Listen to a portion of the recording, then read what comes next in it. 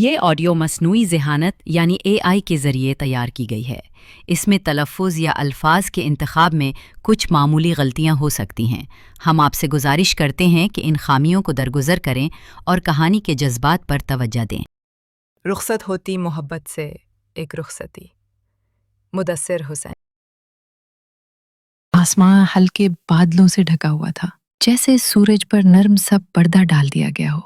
فضا میں پرانی دھول کی مہک تھی، نہ بارش جیسی نہ مکمل خشک، بس ایک درمیان سی خاموش کیفیت۔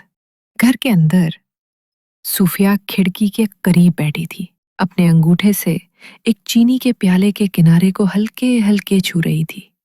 اس کی گود میں ایک آدھی پڑی ہوئی کتاب رکھی تھی، لیکن پچھلے 20 منٹ سے ایک صفحہ بھی نہیں پلٹا گیا تھا۔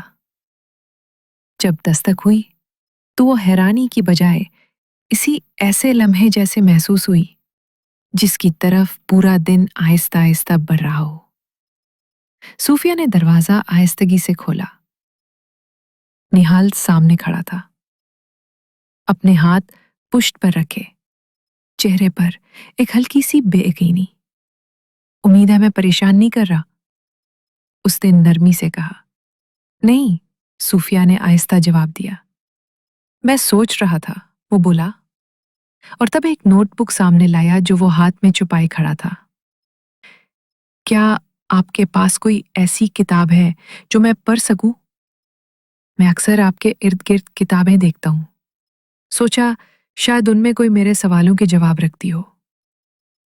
صوفیہ کے چہرے پر کوئی مسکراہٹ نہ تھی، مگر اس نے دروازہ تھوڑا سا کھول دیا، بس یہی کافی تھا۔ ڈرائنگ روم دھندلی روشنی میں ڈوبا ہوا تھا، بس پردوں سے چھن کر آتی ہوئی دھوپ کا ہلکا سا عکس۔ صوفیہ نے دیوار کے ساتھ لگے ایک شیلف کی طرف اشارہ کیا۔ یہ کتابیں ادھار دینے کے لیے نہیں ہیں، وہ بولی، پھر رک کر کہا، لیکن شاید ایک آدھ کچھ وقت کے لیے ادھار دی جا سکتی ہے۔ نہال آہستگی سے شیلف کی طرف بڑھا، ایسے جیسے کسی عبادت گاہ کے قریب آ رہا ہو۔ اس کی انگلیاں کتابوں کی ریڑھ کی ہڈیوں پر پھسلتی گئیں۔ عنوان مٹ چکے تھے، صفحات شاید خاموش بحثوں اور مدھم لائنوں سے بھرے ہوں گے۔ پھر اس کی نظر ایک کتاب پر جا کر رک گئی۔ یہ، اس نے کہا ذرا سا مڑ کر، دی آورز بٹوین، آپ نے یہ پڑھی ہے؟ 2 بار، صوفیہ نے جواب دیا۔ ایک بار جب میں تنہا تھی، ایک بار جب مجھے لگا کہ میں تنہا نہیں ہوں۔ نہال نے کتاب اٹھائی، سوچ میں گم سا سر ہلایا، پھر بغیر پوچھے بیٹھ گیا۔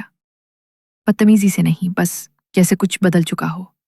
خاموشی کو اب اجازت کی ضرورت نہیں تھی۔ صوفیہ بھی آ کر وہیں بیٹھ گئی، اس بار کمرے کے دوسرے کونے میں نہیں، بلکہ اسی قالین پر، نہال کے قریب۔ موم بتی وہیں پہلے سے جل رہی تھی، یا شاید کبھی بجھی ہی نہیں تھی۔ کچھ دیر انہوں نے کتابوں پر بات کی، پھر کرداروں پر، پھر ان یادوں پر جو کہانیاں بن کر چھپ جاتی ہیں۔ میں نے ایک بار ناول پڑھا، نہال بولا، جس میں ایک عورت صرف اس لیے اپنے شوہر کو چھوڑ دیتی ہے کہ وہ اسے کبھی خاموشی سے نہیں دیکھتا تھا۔ صوفیہ نے ابرو چڑھائے۔ یہ کیا مطلب ہوا؟ کہ وہ اسے دیکھتا تو تھا، مگر صرف بولنے کے لیے، کبھی اس کی طرف آنکھوں سے نہیں سنا۔ صوفیہ خاموش ہو گئی۔ اور تمہاری نظریں نہال، وہ سنتی ہیں، دیکھتی ہیں یا انتظار کرتی ہیں؟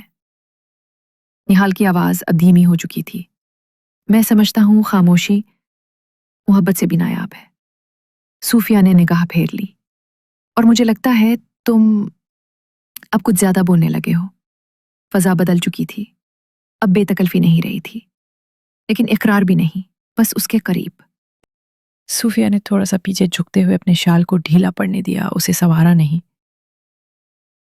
تم بات ایسے کرتے ہو جیسے بہت سے ادھورے خیالات اٹھائے پھرتے ہو، اس نے کہا۔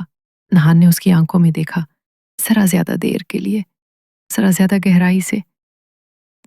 شاید کرتا ہوں، اس نے سچائی سے کہا۔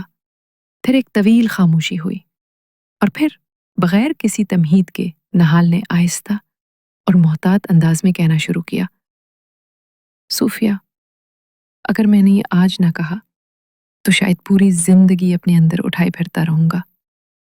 صوفیہ نے سانس کھینچا، نرمی سے۔ اس کے لب ہلے مگر لفظ نہ نکل سکے۔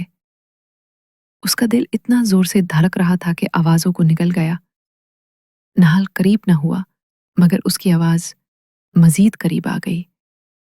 میں نہیں جانتا کہ اسے کیا نام دوں، نہ ہی میں تمہاری خاموشی چھیننا چاہتا ہوں، بس کوئی دن ایسا نہیں گزرا اس میں نے تمہیں اس طرح محسوس نہ کیا ہو جیسے تم خاموشی میں جیتی ہو اور کوئی دیکھ نہیں رہا۔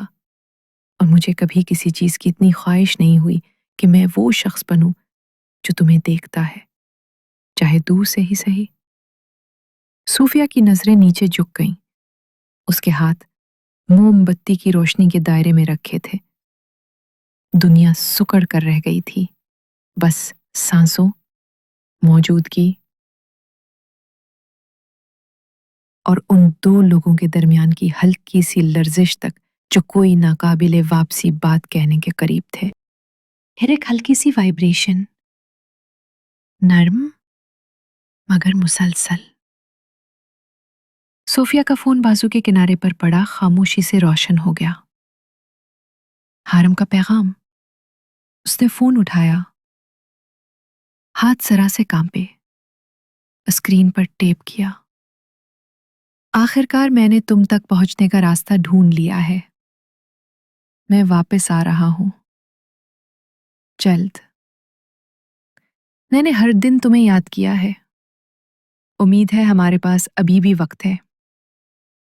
اس نے پیغام ایک بار پڑھا، پھر دوبارہ۔ فضا بدل گئی۔ موم بتی کی لو تو نہ ہلی مگر صوفیہ کے اندر کچھ ضرور لرزا۔ نہال خاموش رہا۔ صوفیہ نے نظر اٹھائی اور اسے دیکھنے لگی۔ نا امید تھی نہال کی آنکھوں میں، نہ دکھ، بس خاموشی۔ اور صوفیہ پہلی بار اسے وہ خاموشی واپس نہ دے سکی۔ ایک دستک، ایک کتاب، ایک ساتھ گزرا ہوا گھنٹہ اور ایک پیغام، وہ سب کچھ بدل گیا جو وہ کہہ نہیں پائے تھے۔ Ours was broken, I was robbed.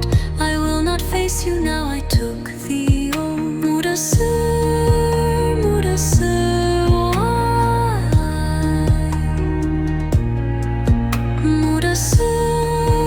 Mudassir, why are you yearning for me? But my heart will no longer ache for you. I heard him cry after hearing my name. What will Yara tell me after listening to my situation? I heard him cry after hearing my name. What will Yara tell me after listening to my situation?